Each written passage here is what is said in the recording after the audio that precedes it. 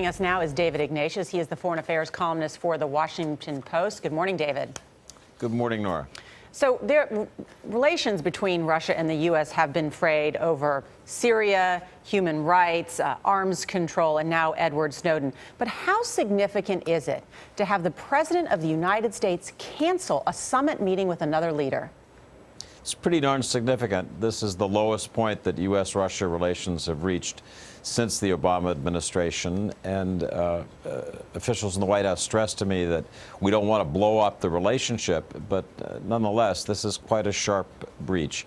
The meeting that will take place tomorrow with Secretary Kerry and Russian Foreign Minister Sergei Lavrov is important because there's a lot of business the two sides still have to talk about. Syria and Iran are at the top of that list. We have a new government in Iran that's making signals that it's interested in negotiating some kind of nuclear deal. To get that done will require Russian help.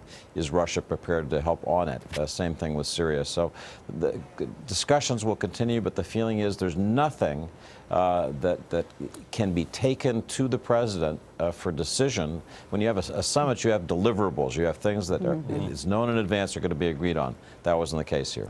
David, you predicted months ago that this relationship was in some serious trouble.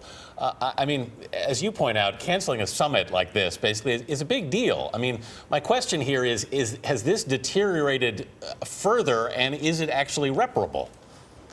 I think, Anthony, what led to this final sharp break was the Snowden case.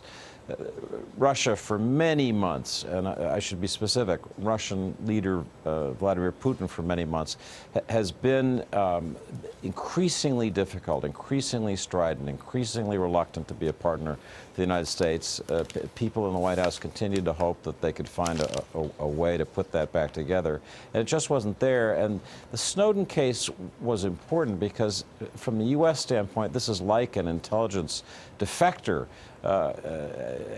in the airport, for weeks there was a hope that the Russians would find a way for him to leave the airport and go to another country, a third country, where the U.S. might be able to extradite him. The Russians kept that hope open, and in the end, when they closed it, the White House was furious. All right, David Ignatius, good to see you. Thank you.